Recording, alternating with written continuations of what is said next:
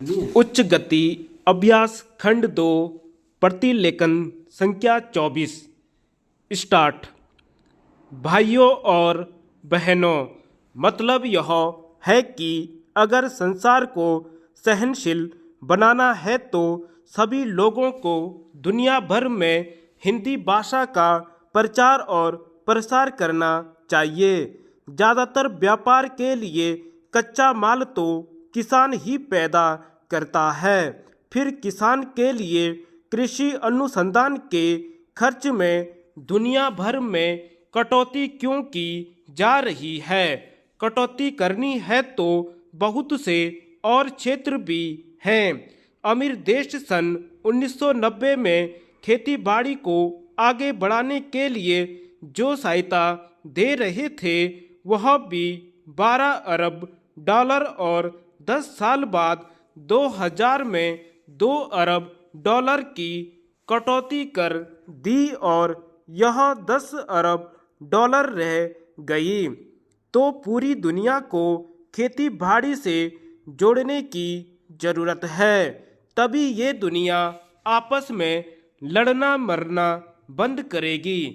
मेरा बस चले तो मैं तो हिमालय की सबसे ऊंची चोटी सगरमाथा, जिसे दुनिया एवरेस्ट कहती है, पर चढ़ूं और पूरे जोर से आवाज़ लगाऊं कि हे धरती के वासियों, बंदूकें छोड़ो और हल उठाओ, नहीं तो आप ही सोचो कि 20 साल बाद 2020 में जब दुनिया की आबादी 8 अरब हो जाएगी तो सबको खिलाने लायक खाद्यान्न कैसे उपलब्ध होगा। उस समय चीन को भी बाहर से गेहूं मंगाना पड़ेगा। सौभाग्य से भारत के बारे में तो कृषि विशेषज्ञों का यही अनुमान है कि भारत के किसान और कृषि वैज्ञानिक मिलजुल कर बढ़ी हुई आबादी का भी पेट भर पाएंगे। आज हमारे अन्न भंडार में 3.5 करोड़ टन से ज़्यादा अनाज भरा है। रबी की फसल आने के बाद यह बढ़कर 5 करोड़ टन तक जा सकता है। रखने की जगह नहीं है, इसलिए समाज कल्याण के कामों में लगाने और विविध रूपों में निर्यात करने के अवसर बढ़ रहे हैं।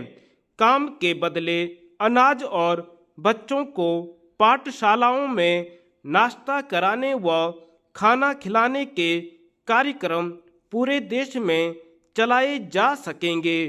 यह एक तरह से दूसरी कृषि क्रांति का ही नतीजा है कि हम 101 करोड़ से ज़्यादा आबादी को अपने खेतों में उपजाई फसल से ही खाद्यान्न उपलब्ध करा रहे हैं।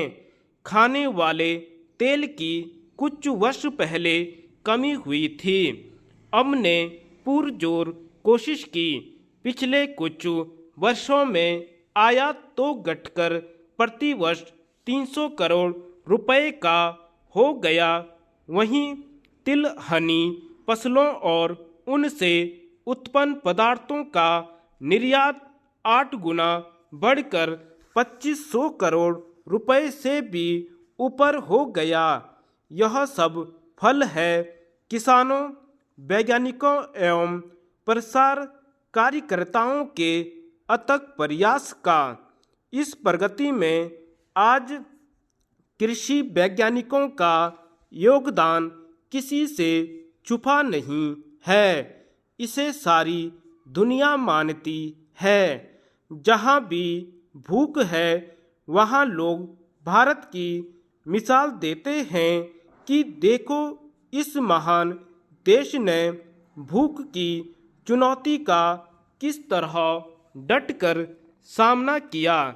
आज जब निर्यात के अवसर खुले हैं, विश्व का परिवेश बदल रहा है, सारी दुनिया के बाजार खुल गए हैं। सौभाग्य से दुनिया में शाकाहार भी बढ़ रहा है।